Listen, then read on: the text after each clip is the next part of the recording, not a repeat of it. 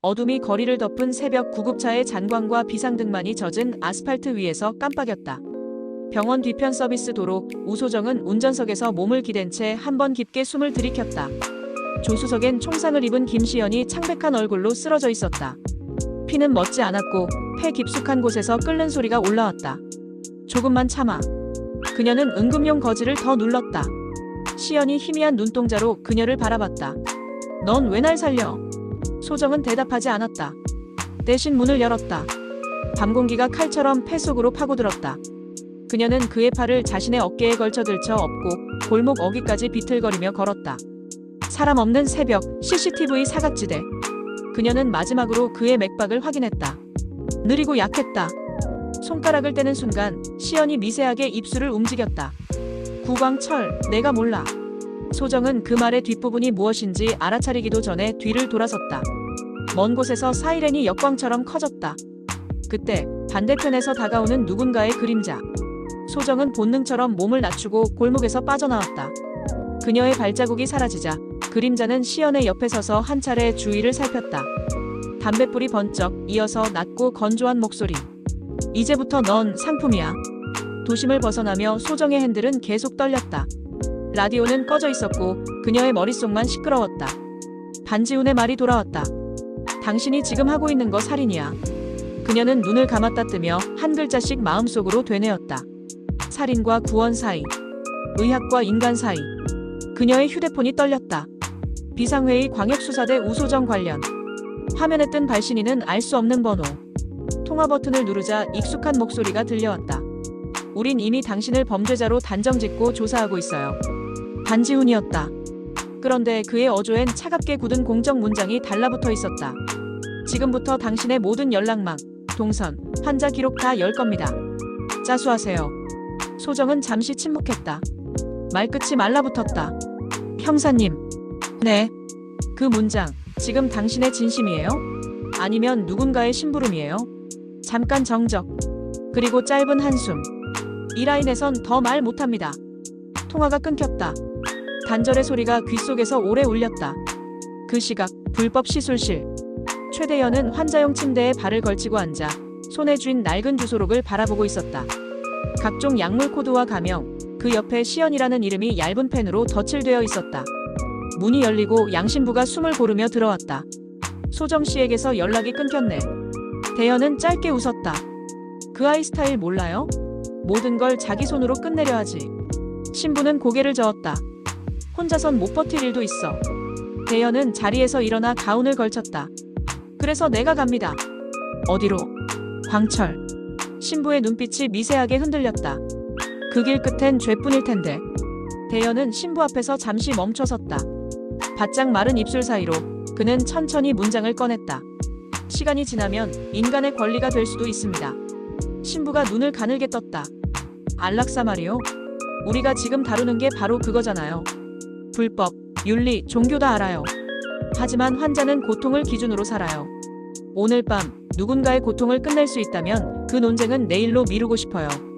대현은 주머니에 오래된 명함 하나를 넣었다. 시, 홀딩즈. 그리고 문을 나섰다. 광역수사대. 형광등 아래 반지훈은 고개를 숙이고 서류를 넘겼다. 안태성의 목소리는 건조했다. 결론부터 하지. 우소정, 오늘 밤 체포한다. 지훈은 무의식적으로 손가락을 말았다. 캡틴, 현장 증거가 아직 우린 이미 그녀를 범죄자로 단정짓고 조사하고 있어. 같은 문장이 다른 입에선 훨씬 더 완고했다. 태성은 회의실 유리벽에 붙어있는 사건 타임라인을 손끝으로 두드렸다. 김시연. 그놈이 입 열면 우린 난리야. 기자들, 백 의원, 여론 다 터진다. 먼저 선점해야 해. 지훈이 천천히 물었다. 선점이요? 내가 잡았다고 만들자는 거지. 말끝이 씁쓸하게 미끄러졌다. 그 씁쓸함이 지훈의 귓속을 긁었다. 회의가 끝나고 밖으로 나오자 부형사가 조용히 다가왔다. 지훈아, 오늘 밤엔 감정 접어. 절대 흔들리지 마. 지훈은 대답 대신 고개만 끄덕였다. 그가 주머니에서 손을 뺄 때 손끝에는 소정이 건네던 작은 메모의 감각이 남아있었다. 환자는 죽음을 미루며 더 아파진다. 그 문장은 형사 반지훈에게 독이었다. 도심 외곽, 창고지대. 구광철은 벽면에 빔 프로젝터를 띄워놓고 슬라이드 몇 장을 넘기고 있었다. 벤포라는 키워드가 큼지막하게 화면을 가득 채웠다. 벤포통의 안락사? 듣기만 해도 완벽한 사업 아이템이지. 그는 조용히 웃었다.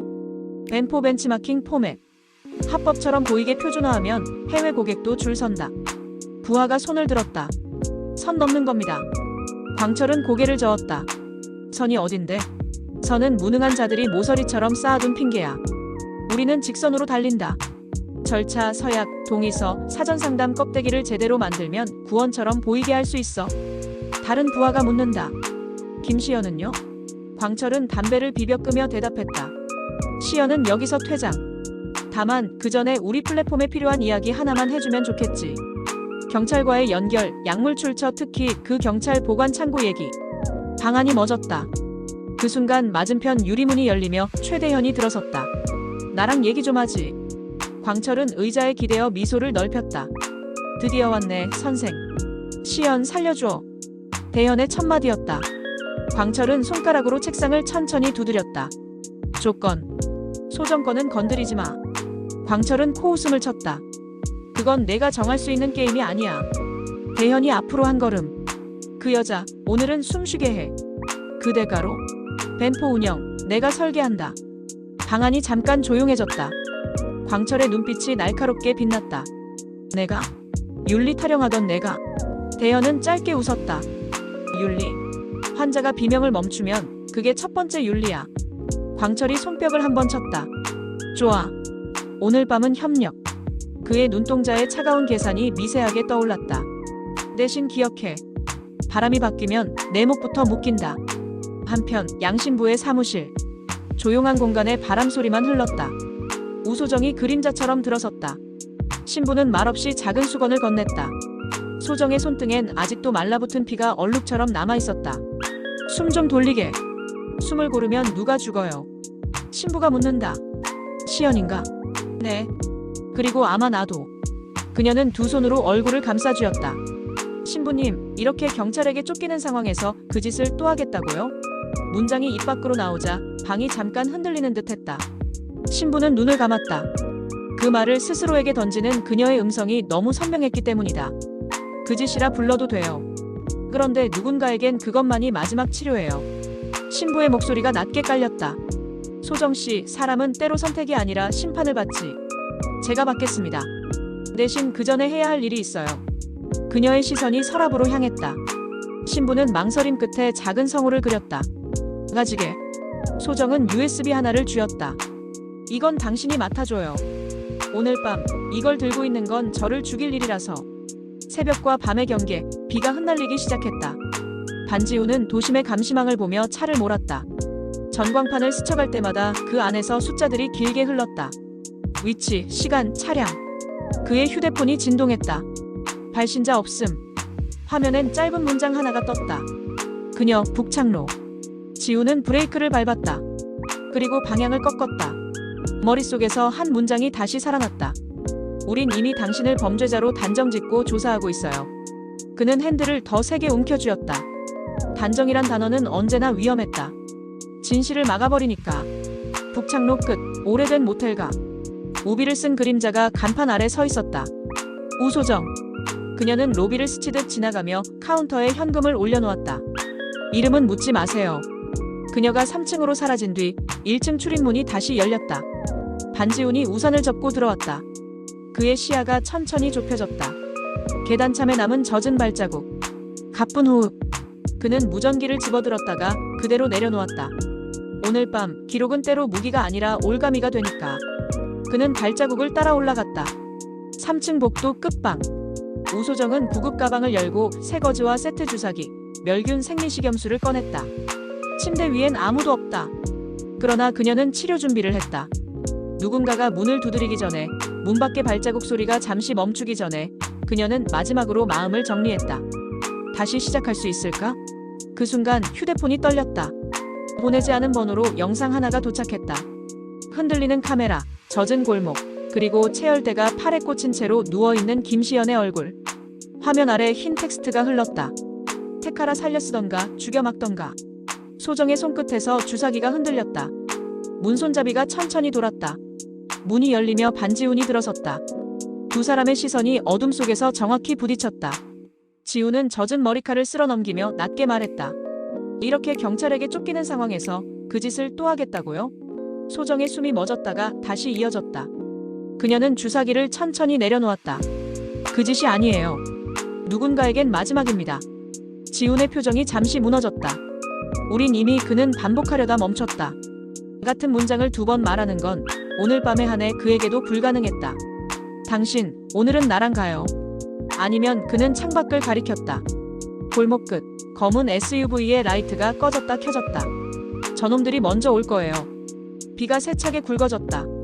건물 반대편 미닫이창 밑으로 젖은 고양이가 몸을 웅크렸다.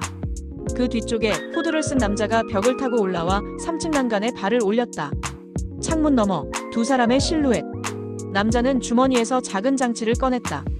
딸깍. 적외선점 하나가 유리창 위에 찍혔다. 아래 골목에서 메시지가 올라왔다. 신호받음. 벤포 시범 오늘 밤. 우소정이 가방을 닫았다. 형사님. 네. 시연, 제가 데리고 나왔습니다. 하지만 버렸어요. 그녀는 숨을 삼켰다. 고백은 늘 칼날을 동반한다. 살리려고 했는데 그 순간엔 그게 최선이었어요. 지금 그 사람이 미끼입니다. 반지훈의 눈이 번쩍였다. 어디? 모르겠어요. 누군가가 가져갔고 영상이 날아왔어요. 선택하래요. 지훈이 다가와 화면을 확인했다. 눈동자가 빠르게 흔들렸다. 이 골목 위치 잡힙니다. 그가 휴대폰을 들어올리자 복도 반대편에서 뛰는 발소리가 들렸다. 경찰입니다. 문 여세요. 동시에 창틀이 삐걱 소리를 냈다.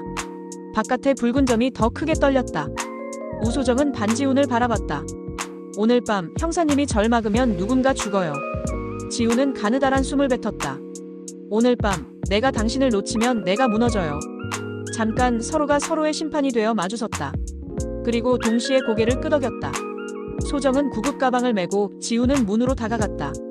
그는 문틈으로 카드를 넣어 고리를 걸고 복도 쪽 형사들의 시간을 몇 초 벌었다. 창가 쪽에서 툭 소리와 함께 무언가가 떨어졌다. 유리창이 금처럼 갈라졌다. 가요. 지훈이 낮게 말했다. 소정은 창문 대신 욕실 쪽 작은 환기구를 바라봤다. 저기. 둘은 동시에 움직였다. 그 순간 욕실 벽면을 타고 올라오는 다른 발소리. 누군가가 이미 그 길을 선점하고 있었다. 반대편 복도에선 안태성의 차가운 명령이 울렸다. 체포해. 창문 너머 골목에선 SUV의 문이 열렸고 어둠 속에서 낯익은 실루엣이 우산을 들었다. 구광철이었다. 그는 우산을 살짝 기울이며 올려다봤다. 빗줄기 사이로 그의 입모양이 보였다. 환영한다 새로운 판으로.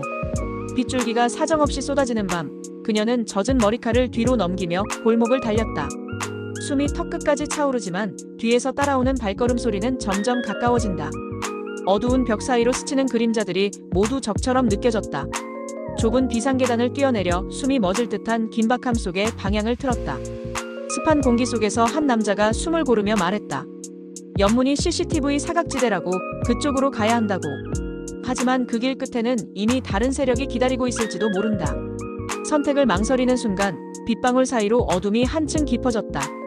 결국 둘은 창고 쪽으로 몸을 던졌다. 한편 창고 안에서는 묘한 긴장감이 감돌았다. 탁자 위엔 담배 연기와 함께 USB 하나가 놓여 있었다. 작은 금속 덩어리 안에는 환자 상담 기록, 약물 유통 경로, 해외 합법화 사례까지 담겨 있다. 이걸 내놓는 대신 한 사람을 살려달라는 거래였다. 그러나 상대는 차갑게 웃으며 말했다. 세상엔 선이나 약속 같은 건 없다고. 오직 이득과 손해만 존재한다고. 그래도 오늘만은 협력하겠다고 대신 조건을 어길 시 모든 걸 잃게 될 거라 경고했다. 그 시각 다른 쪽에서는 지도 위 빨간 점이 하나씩 찍히고 있었다. 북창로 일대의 CCTV가 차례로 사라지고 무전기에서는 짧고 날카로운 명령이 흘러나왔다. 감정에 휘말리면 끝이다. 체포영장 따위 필요 없으니 오늘 밤 안에 반드시 잡아야 한다는 냉정한 목소리. 골목 끝 시동이 켜진 승합차가 서 있었다. 창문 너머에서 손짓하는 그림자가 보인다. 그곳에 오르면 시연을 찾을 수 있을지도 모른다. 하지만 거기에 발을 들이는 순간 다시는 빠져나오지 못할지도 모른다. 숨소리만 가득한 짧은 침묵 끝에 오늘만은 함께 가겠다는 결심이 떨어졌다. 그리고 바로 그때 반대편에서 들려오는 발걸음 소리와 함께 날카로운 손전등 빛이 골목을 가르며 파고들었다. 승합차 문이 열리는 순간 싸늘한 공기가 골목을 파고들었다. 안으로 몸을 들이밀자마자 차 문이 닫히고 묵직한 엔진음과 함께 차는 서둘러 골목을 벗어났다. 차 안에는 무거운 침묵만이 흘렀다. 창밖에 불빛이 빠르게 스쳐 지나가고 빗물이 유리창에 흘러내렸다. 누군가가 묻는다. 이렇게 경찰의 눈앞에 놓인 상황에서 그 일을 또 하겠다는 거냐고. 목소리 속에는 분노와 불신이 섞여 있었다. 짧은 정적 끝에 대답이 돌아왔다. 시간이 지나면 이건 인간의 권리가 될 수 있다고. 고통 속에서 스스로 삶을 마무리할 선택권, 그것이 범죄가 아닌 권리로 인정받을 날이 올 거라고. 차 안의 공기는 묘하게 변했고 그 말에 누군가는 고개를 돌렸다. 그 시각, 다른 한편에서는 차가운 회의실에서 대화가 오가고 있었다. 창문 너머로 보이는 도심 불빛이 반짝이는 가운데 한 남자가 서류를 테이블 위에 펼쳤다. 벤포라는 이름의 사업 계획서. 합법과 불법의 경계에서 안락사를 완벽한 사업 아이템으로 만들 수 있다는 확신이 그 목소리에 담겨 있었다. 해외 사례, 의료 장비, 약물 공급망, 그리고 철저한 통제 시스템. 계획은 이미 완벽에 가까웠다. 그러나 이 모든 계획의 핵심은 단 하나. 시연이 살아있어야 한다는 것. 그는 열쇠였다. 경찰, 범죄 조직, 그리고 그 사이에서 줄타기를 하는 이들 모두가 그를 쫓고 있었다. 누가 먼저 손에 넣느냐에 따라 한 사람의 목숨이 사업의 씨앗이 될 수도, 모든 것을 무너뜨리는 폭탄이 될 수도 있는 상황. 승합차는 도심을 벗어나 한적한 창고지대에 멈췄다. 문이 열리자 찬바람이 얼굴을 스쳤고 비냄새와 함께 어두운 그림자가 기다리고 있었다. 이곳에서의 선택이 앞으로 모든 방향을 결정하게 될 터였다. 바닥은 빗물로 젖어 있었고 창고 안쪽은 형광등 하나만 깜빡이고 있었다. 그 불빛 아래로 시연이 모습을 드러냈다. 피 묻은 셔츠, 숨가쁜 호흡, 그리고 날카롭게 주변을 경계하는 눈빛. 잠시 눈이 마주쳤지만 그 속에는 반가움도 안도도 없었다.